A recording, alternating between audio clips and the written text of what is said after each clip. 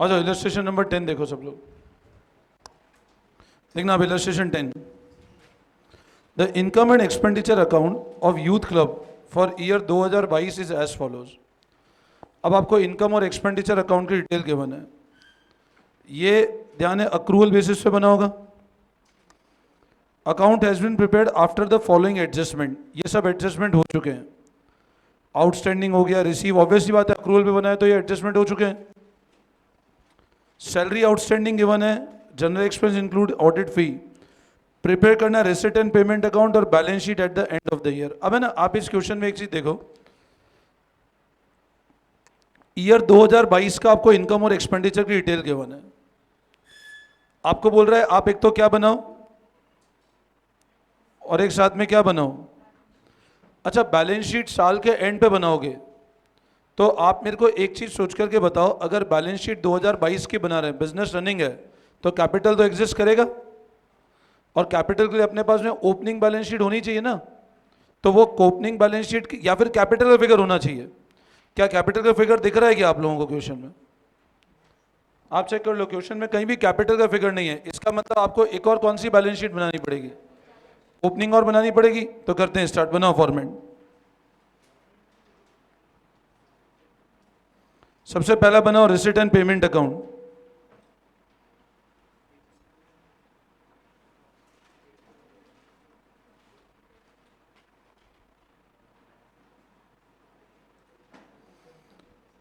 सबसे पहले बनाओ रिसिट एंड पेमेंट अकाउंट।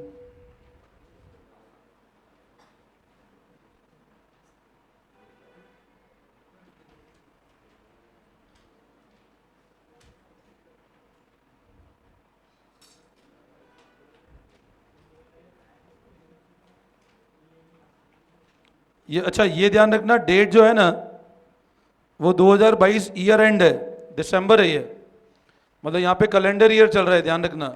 तो ये कहाँ से कहाँ तक बनेगा?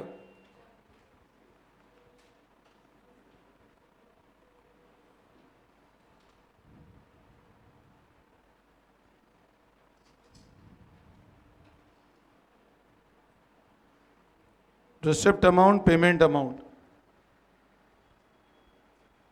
सबसे पहले रिसिट एंड पेमेंट अकाउंट बनाया। अब इसके बाद क्या बनेगा बताओ? Balance sheet.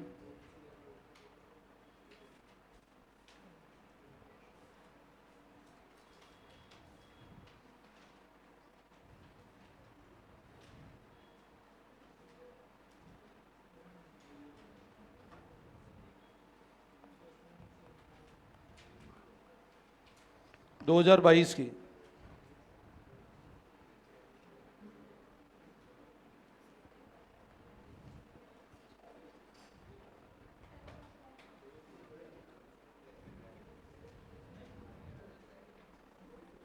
इसके बाद लिखो वर्किंग नोट।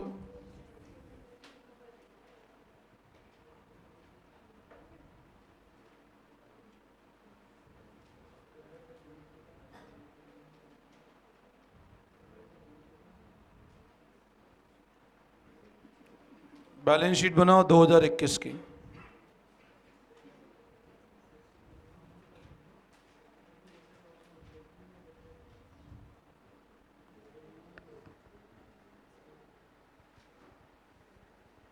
सबसे पहले बनाओ रिसिट एंड पेमेंट अकाउंट,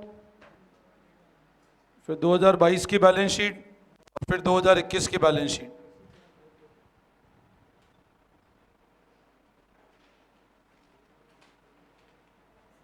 यहां तक पूरा फॉर्मेट तैयार कर लो एक बार। कर लिया?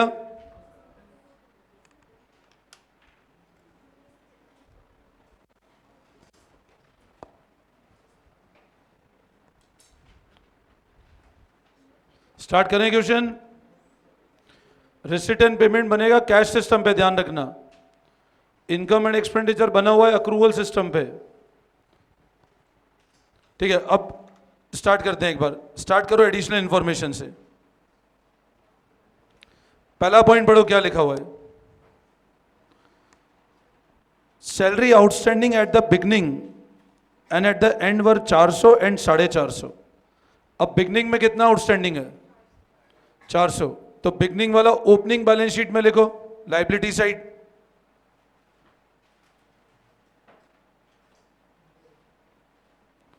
कितना है 400, और एंड वाला क्लोजिंग बैलेंस शीट वो लाइबिलिटी साइड 450,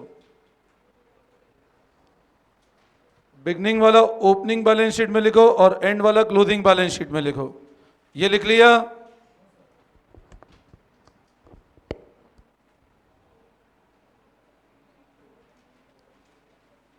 अच्छा, अब वर्किंग नोट में एक लेजर बना दो सैलरी का।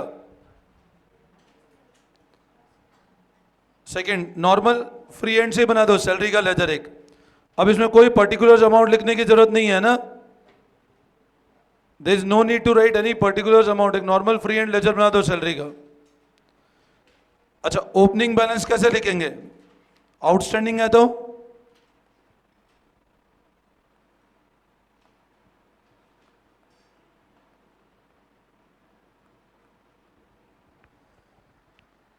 सैलरी का एक लेजर बना दिया मैंने, ओपनिंग क्लोजिंग। आउटस्टैंडिंग और लाइबिलिटी का अकाउंट है ये।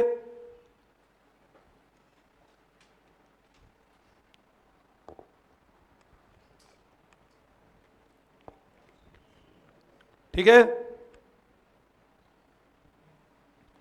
अच्छा, अब मेरे को बताओ, अपन रिसिट एंड पेमेंट भी बना रहे ना, तो अपने को यहां पे बाय सैलरी लिखना है नहीं लिखना है? पेमेंट हुआ है ना। अच्छा, बाय सैलरी क्या ये वाला फिगर लिख दूं क्या? ये लिखना है बाय सैलरी 4750। क्या रिसिट एंड पेमेंट में बाय सैलरी 4750 लिख दें क्या? यस और नो? अच्छा, नहीं तो क्यों ना? क्यों? ये अक्रूवल वाला फिगर है और रिसिट एंड पेमेंट में कौन सा जाएगा? कैश। अच्छा, इसकी एंट्री क्या बनी होगी? Income and expenditure to salary. आपने एंट्री क्या करी होगी?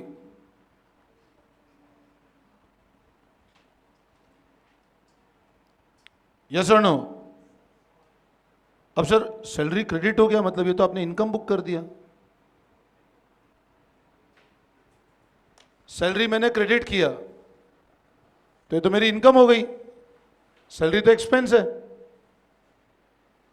भाई, एंट्री ऐसे ही बनी होगी ना। या क्या एंट्री होनी चाहिए? Salary to income and expenditure. बोलो, ये फर्स्ट है ये सेकंड है, कौन सी एंट्री सही है, फर्स्ट वाली या सेकंड वाली?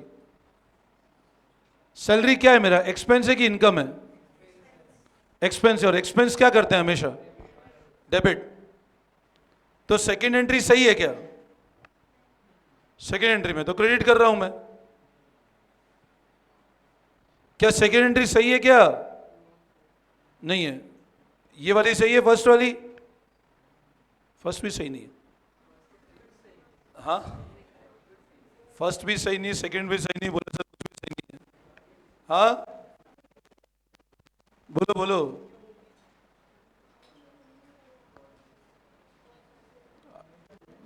कौन सी वाली? अच्छा, अगर वो तुम बोल रहे हो फर्स्ट सही है तो उसकी लेजर पोस्टिंग कैसे होनी चाहिए इनकम एंड एक्सपेंडिचर में?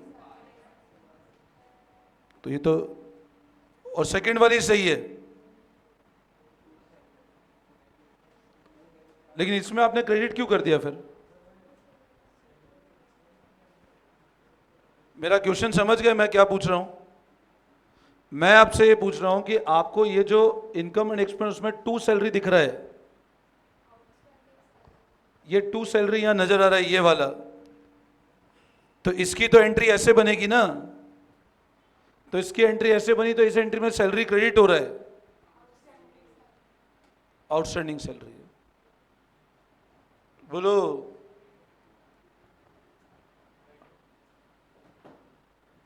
हाँ, राइट ऑफ तो मतलब कौन सी एंट्री है? राइट ऑफ तो ठीक है, बट इसके पहले कोई एंट्री हुई होगी क्या? Salary to. इतना सोचने की कहाँ जरूरत आ रही है आपको? सब तो मैंने पढ़ा रखा है। ये एक्सपेंस और रेवेन्यू, एटलीस्ट जो बच्चे 11 12 यहाँ पढ़ रहे हैं उनको तो आइडिया होना चाहिए ना। ये क्लोजिंग एंट्री है सैलरी की, आप समझो। ये इस केस में सैलरी क्लोज हो रहा है, एंट्री वही होती है सैलरी टू कैश, ये क्लोजिंग एंट्री है सैलरी की। आप जो यहां पे देख रहे हो ना, ये एंट्री क्लोजिंग एंट्री है, ये क्रिएट वाली एंट्री नहीं है। लॉजिक समझो, इनकम एंड एक्सपेंडिचर में सैलरी क्लोज हो रहा है, क्रिएट थोड़ी ना हो रहा है। अपन ने नहीं पढ़ा था फाइनल अकाउंट्स के अंदर, एक्सपेंस और रेवेन्यू को हमेशा क्लोज किया जाता है। और जो यहाँ नहीं पढ़े उनको भी आइडिया होना चाहिए कि एक्सपेंस रेवेन्यू को हमेशा पीएनएल में क्लोज किया था, ये सब क्लोजिंग एंट्रीज है। तो इसकी लेजर पोस्टिंग कैसे होगी? Income and expenditure to salary, salary account में कैसे पोस्ट करूं इसको? Income and expenditure to salary हो गई, अब सैलरी अकाउंट में कैसे पोस्टिंग करें बताओ? By income and expenditure. Income में तो टू सैलरी हो गई, सैलरी में बाय इनकम एंड एक्सपेंडिचर, तो लिखो सैलरी अकाउंट में। अकाउंट्स को रटो मत, अकाउंट्स को समझो। आप जब तक अकाउंट्स को समझोगे नहीं तब तक तुमको लॉजिक क्लियर ही नहीं होंगे। आप बोले 100 क्वेश्चन कर लो। कितना है इनकम एंड एक्सपेंडिचर? 47। तो यहां पे कौन सा फिगर आ जाएगा? कितना आ रहा है पेमेंट? देखो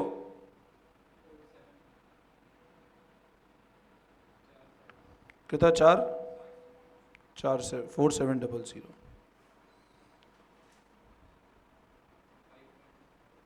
कितना आ रहा है? 5150।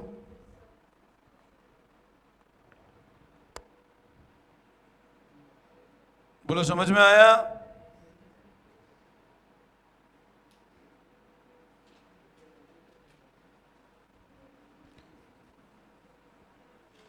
Any doubt? अब बताओ कैसे पोस्टिंग करेंगे? ये क्या चीज है बोलो? ये क्या है? तो अब जाओ रिसीट एंड पेमेंट लिखो, बाय सैलरी।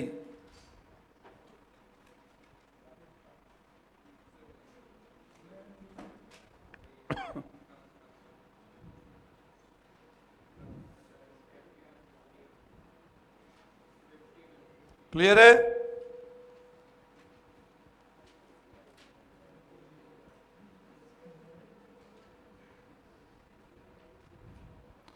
अच्छा अब पढ़ो आगे। General expense include. अब जनरल एक्सपेंस इन तो कहां दिखेंगे जनरल एक्सपेंस आपको? चेक करो, इधर दिख रहा है जनरल एक्सपेंस, ये रहा 500 रुपए का फिगर। बोल रहा है जनरल एक्सपेंस क्या इंक्लूड करते हैं? Insurance prepaid to the extent of 60 रुपए। अच्छा मेरे को एक बात बताओ, ये जनरल एक्सपेंस कौन से वाले साल में नजर आ रहे हैं? यहां बोल रहा है इसमें क्या इंक्लूड है? इंश्योरेंस कितना प्रीपेड होगी जाए? 60 रुपए का। तो ये प्रीपेड इंश्योरेंस कहां पे जाएगा सबसे पहले बताओ? बैलेंस शीट में असेट साइड, लायबिलिटी साइड। अच्छा कौन सी साल की बैलेंस शीट में? 22 की ओपनिंग की क्लोजिंग? तो क्लोजिंग में लिखो prepaid insurance asset side. Closing में लिखो prepaid insurance asset side. Asset side लिखो प्रीपेड इंश्योरेंस।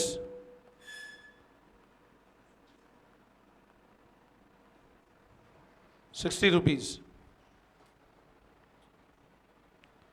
अच्छा अब एक और एडजस्टमेंट कहां करना है इसका? अब हो रहा है general expense include insurance prepaid. कितना बताएं? रिसिप्ट बताएं, पेमेंट बताएं? पेमेंट।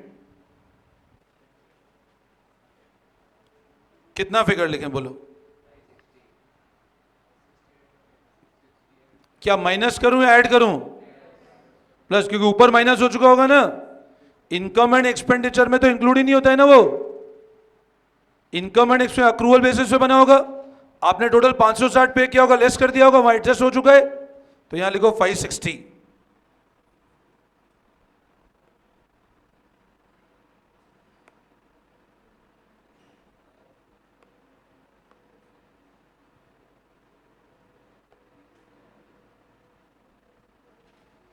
अब आधे बच्चे समझते इंक्लूड है तो माइनस कर दो। इंक्लूड मतलब एडजस्ट हो चुका है वहां पे। इनकम एंड एक्सपेंडिचर प्रीपेड कैसे इंक्लूड होगा? इनकम एंड एक्सपेंडिचर में प्रीपेड तो माइनस हो चुका होगा ना। नेक्स्ट, अब बताओ ऑडिट फी का एडजस्टमेंट क्या होगा? अब बताओ। Audit fee for 2022 is yet unpaid during 2022। Audit fee of 2021 was paid amounting to 200। बोलो क्या मतलब हुआ इसका? Audit fee of 2022 is yet as unpaid, मतलब इस साल की तो अभी तक देना बाकी है। अच्छा बोलो, इस साल की देना बाकी है तो इस साल का फिगर तो ही नहीं, तो यही वाला अज्यूम कर ले 200। कहां मिल सकता है अपने को? अपन ने पे ही नहीं किया तो इनकम रिटर्न कैसे मिलेगा? गुड, मिल जाएगा ना अक्रूवल पे, वहां पेमेंट सिस्टम पे होती नहीं है। ये अज्यूम मत कर लेना ये का ये फिगर है 200। आपका अगर अनपेड भी है तो भी इनकम एंड एक्सपेंडिचर दिखेगा ना। अच्छा कितना है ऑडिट फी? अच्छा बताओ ये 250 क्या रिसिट एंड पेमेंट में पेमेंट साइड लिख दूं या 250? अच्छा बताओ 250 में जो लास्ट ईयर का 200 रुपए है, क्या वो एडजस्टमेंट नहीं हुआ होगा क्या?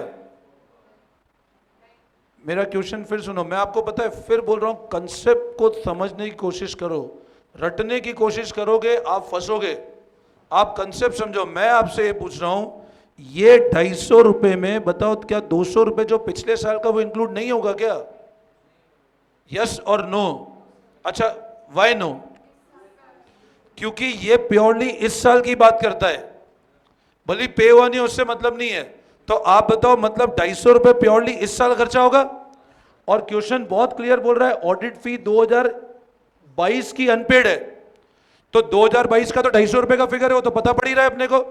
अब अनपेड है तो बोलो कहां जानी चाहिए? बैलेंस शीट कौन सी वाली, ओपनिंग की क्लोजिंग? कितना अमाउंट?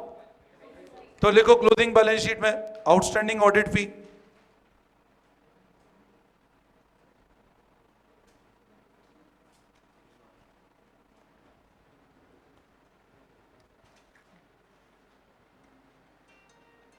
बोलो इसमें कोई डाउट?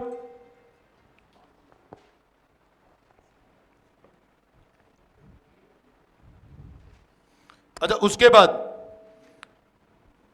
ऑडिट फी 2021 का कितना पेमेंट किया अपन ने?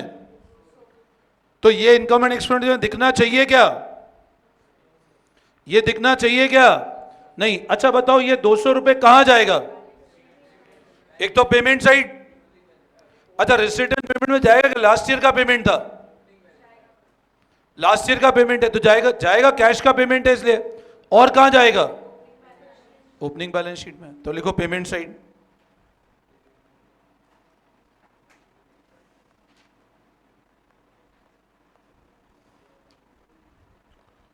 और इधर लिखो ओपनिंग बैलेंस शीट में।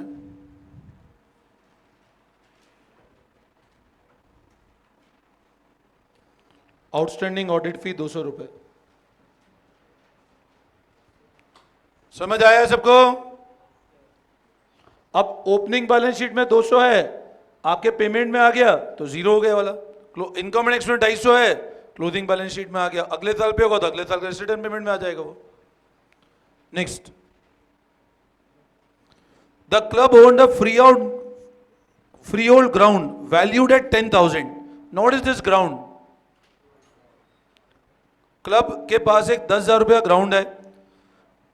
The club eight sports equipment on 1 January valued at 2600। अब फ्री होल्ड ग्राउंड है 10,000 का, कहां लिखें?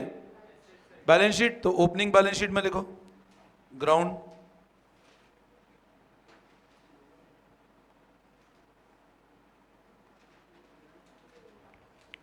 ₹10,000।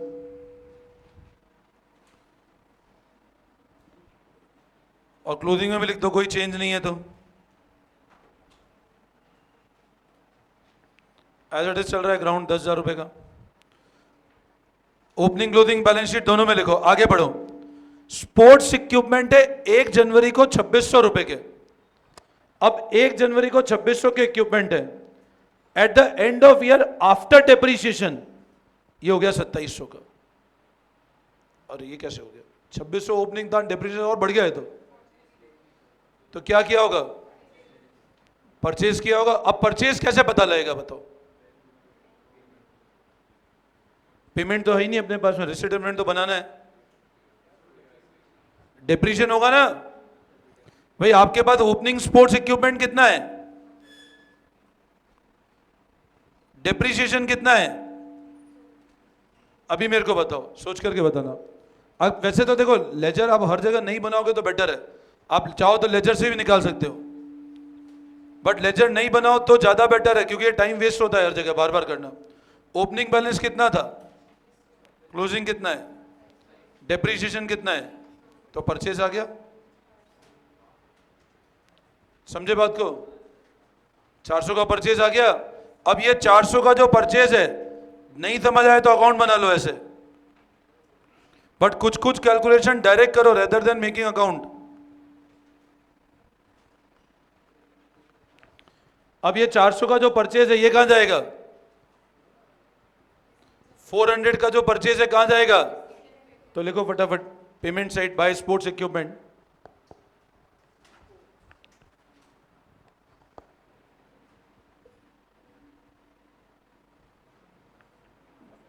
पेमेंट साइट लिखो बाय स्पोर्ट्स इक्विपमेंट।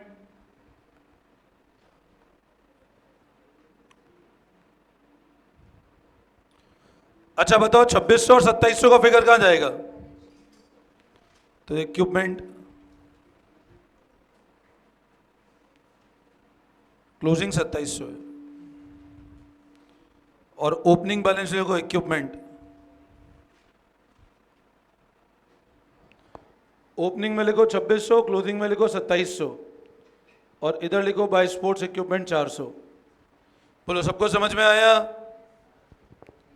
यहां तक कोई doubt? Any confusion? Next.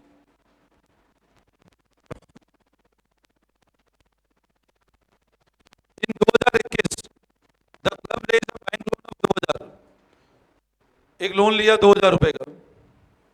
This was outstanding throughout 2022। अब एक लोन लिया 2000 का, कौन से साल लिया? कौन सा लिया है? 2021। तो ओपनिंग बैलेंस शीट में आएगा नहीं आएगा? और बोल रहा है इस साल पूरा का पूरा आउटस्टैंडिंग है, तो क्लोजिंग में भी आएगा, तो ओपनिंग में लिखो।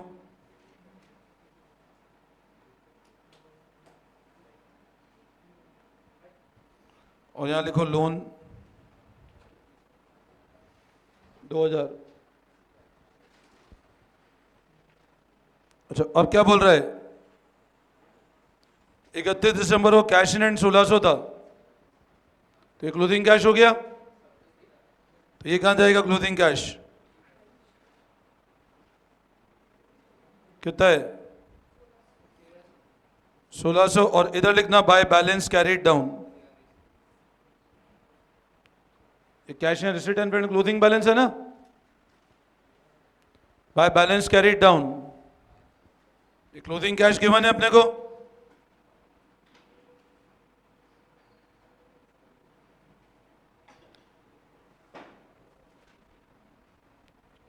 यहां तक कोई डाउट? एडजस्टमेंट हो गए। एक अपना एक और बाकी रह गया, सब्सक्रिप्शन का बाकी है ना, ये बाकी है सब्सक्रिप्शन का, तो इसका तो अकाउंट बना ही लो, बेटर रहेगा। इसका लेजर बना लो सब्सक्रिप्शन का। सब्सक्रिप्शन का बेटर है, लेजर बना लिया करो rather than going through statement. Statement में गलती कर दोगे, आप लेजर बना लो, क्योंकि यहां पे अपने को कैश निकालना है। अब इनकम एंड एक्सपेंडिचर कैश, तो यहां सब जो प्लस होते हो माइनस होंगे, तो आप तो बेस्ट है लेजर बना लो, आपको दिमाग लगाना नहीं पड़ेगा प्लस माइनस में, आपके सामने आंसर आ जाएगा ऑटोमेटिक। लेजर बनाओ सब्सक्रिप्शन का, क्योंकि अपने को यहां पे कैश कलेक्शन निकालना है। तो स्टेटमेंट की बजाय मैं आपको सजेस्ट कर रहा हूं, गो फॉर लेजर ऑलवेज। अच्छा अब ओपनिंग सब्सक्रिप्शन कितना आउटस्टैंडिंग है चेक करो।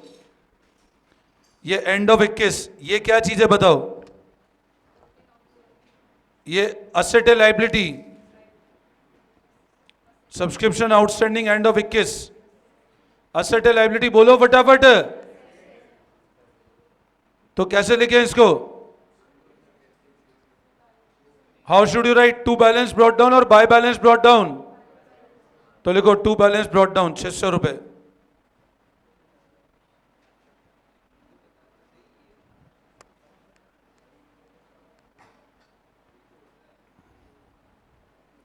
क्लोजिंग कितना है? अच्छा एडवांस कितना आया? 31 दिसंबर, मतलब ओपनिंग है, तो बाय बैलेंस ब्रॉट डाउन लिखो 450। Bye balance brought down 450। अच्छा ये जो आपने लिखा ना 600 रुपए, ये ओपनिंग बैलेंस शीट में असेट साइड लिखो। ये 600 रुपए को ओपनिंग बैलेंस शीट में असेट साइड लिखो, आउटस्टैंडिंग सब्सक्रिप्शन। ये ओपनिंग बैलेंस शीट में असेट साइड लिखो, आउटस्टैंडिंग सब्सक्रिप्शन। और ये जो एडवांस लिखा ना, ये ओपनिंग में लाइबिलिटी साइड लिखो एडवांस सब्सक्रिप्शन, ओपनिंग में asset side, opening liability side. अच्छा, अब एडवांस कितना रिसीव हुआ, ये क्या चीज है आपकी, ये क्या चीज है, क्लोजिंग असेट की क्लोजिंग लाइबिलिटी, ये क्या चीज है, तो इसको लिखो सब्सक्रिप्शन अकाउंट में क्लोजिंग साइड। लाइबिलिटी साइड कहां लिखेंगे, टू बैलेंस कैरीड डाउन की बाय बैलेंस कैरीड डाउन।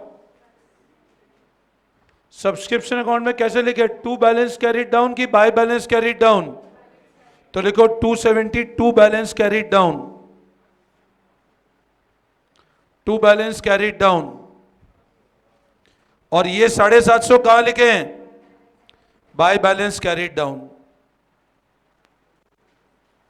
और ये 270 और 750 वापस क्लोजिंग बैलेंस शीट में लिखो, 270 लाइबिलिटी साइड लिखो क्लोजिंग बैलेंस शीट में, और 750 असेट साइड लिखो क्लोजिंग बैलेंस शीट में। ये कर लिया। अब सब्सक्रिप्शन की आपको एंट्री दिख रही है यहां पर 7,500, इसकी क्या जर्नल एंट्री बनेगी, इसकी जर्नल एंट्री क्या बनेगी, subscription to income and expenditure, क्या जर्नल एंट्री बनेगी, ऐसे होगी। तो सब्सक्रिप्शन लेजर पोस्टिंग कैसे करें, तो लिखो टू इनकम एंड एक्सपेंडिचर, लिखो टू इनकम एंड एक्सपेंडिचर। तो बाय कैश निकाल लो बैलेंसिंग फिगर कितना आ रहा है, बाय कैश निकालो कितना आ रहा है बैलेंसिंग फिगर, और वो जो फिगर है रिसिटेंटमेंट लिख लो टू सब्सक्रिप्शन, ये आ रहा है 7170, चेक करो, टू सब्सक्रिप्शन 7170, चेक करो आ रहा है फिगर, वापस समझाऊं, ओपनिंग क्लोजिंग बैलेंस शीट सब जगह लिख लिया।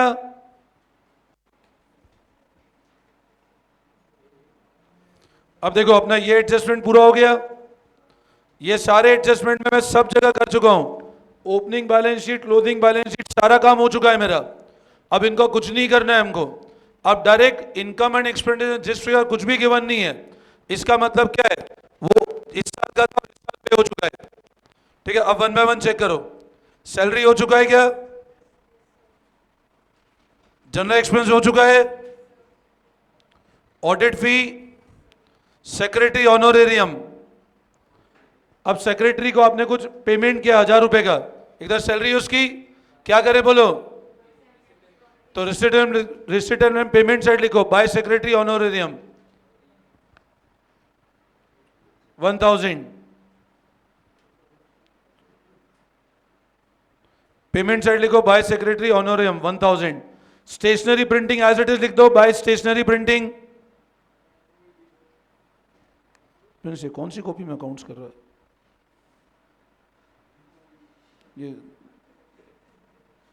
ये ऐसी कॉपी कल मैंने मेरे फर्स्ट क्लास के बच्चे के लिए मंगवाई थी, सच बता रहा हूँ, ये अकाउंट्स ऐसी कॉपी में होता है क्या, अरे घर पे क्या ये कोई ऐसी कॉपी तो नहीं वापरता ये वाली, हाँ पता है ऐसी कॉपी वापर रहे हो, ये इस कॉपी अकाउंट्स में फुल लेंथ रजिस्टर चाहिए, इसमें कैसे करोगे अकाउंट्स,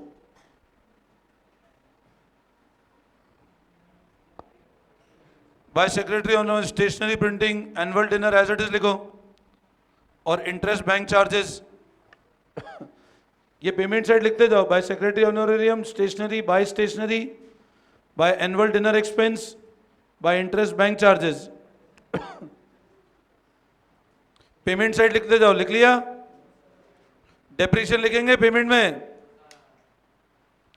डेप्रीशिएशन लिखना है क्या पेमेंट में, क्यों नहीं लिखना है, नॉन कैश है। सरप्लस अभी छोड़ दो, कैपिटल लिख लेगा फिर सरप्लस देखते हैं।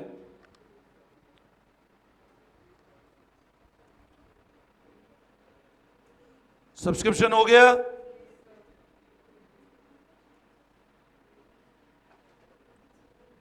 अच्छा अच्छा, इसके बाद देखो अगला फिगर, एंट्रेंस फी। अब एंट्रेंस फी रिसिप्ट साइड लिखो, 2 एंट्रेंस फी। और ये कहां पे दिख रहा है तुमको? अच्छा, इसको कैपिटल में जोड़े क्या? क्या एंट्रेंस फी कैपिटलाइज नहीं करेंगे? क्या एंट्रेंस फी कैपिटलाइज नहीं करना है क्या? आपको बताया था ना, एंट्रेंस फी कैपिटल के अंदर ऐड करना है। एंट्रेंस फी तो वन टाइम होता है ना। गुड। ये एंट्रेंस फी कहां दिख रही है आपको? इनका मतलब ये रेवेन्यू नेचर वाली फीस है। कैपिटल नेचर की होती तो यहां दिखती ही नहीं आपको। ये रेवेन्यू नेचर है, तभी तो इनकम एंड एक्सपेंडिचर नजर आ रही है, मतलब कैपिटल में नहीं ऐड करना है। अब ये लिख लो, adjust to contribution for annual dinner. ये रिसिप्ट साइड लिखो, to contribution for annual dinner. और last to annual sport meets receipts.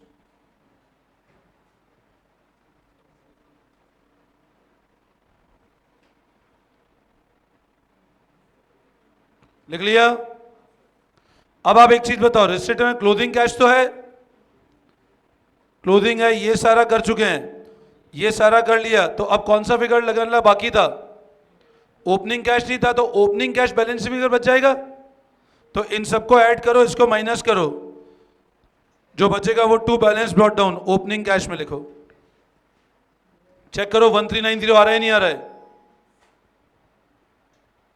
तो to balance brought down, receipt and payment में एक लाइन छोड़ के करना था स्टार्टिंग की, अब नहीं किया तो ध्यान रखना, क्योंकि ओपनिंग कैश है नहीं और वो सही नहीं लगेगा, फिर आप इधर टू बैलेंस ब्रॉट डाउन लिखो। तो ओपनिंग कैश बिल्कुल फर्स्ट लाइन में आना चाहिए। ये ओपनिंग कैश है 1390, और ये ओपनिंग बैलेंस शीट के अंदर असेट साइड लिख दो 1390। ओपनिंग बैलेंस शीट में असेट साइड लिखो कैश इन हैंड।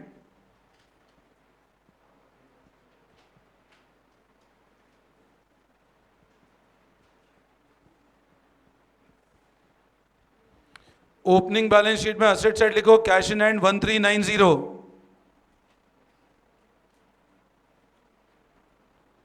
लिख लिया?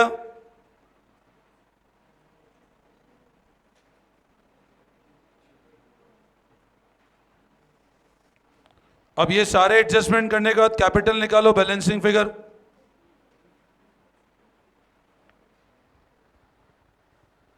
ये सारे एडजस्टमेंट करने के बाद कैपिटल निकालो, balancing figure. Opening balance sheet को बैलेंस करके कैपिटल निकालो, कितना आ रहा है चेक करो कैपिटल।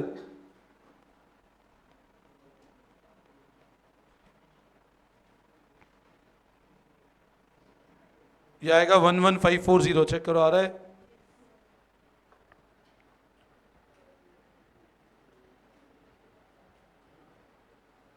ओपनिंग बैलेंस शीट को बैलेंस करके चेक करो, कैपिटल आ रहा है 11540 आ रहा है फिगर। और ये जो कैपिटल है 11540, इसको क्लोजिंग बैलेंस शीट में लिखो 11540 और ऐड कर लो सरप्लस। सरप्लस कहां से मिलेगा? सरप्लस का फिगर कहां दिखेगा आपको? गिवन है डायरेक्ट सरप्लस, वो ऐड कर लो, तो बैलेंस शीट मैच हो जानी चाहिए आपकी, चेक कर लो।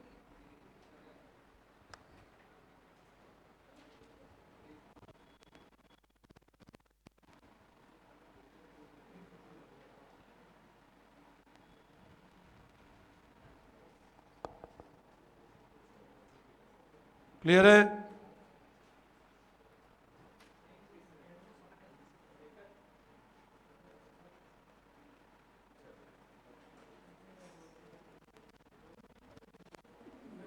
टोटल लगा लेना, देख लो मैच हो रहे हैं।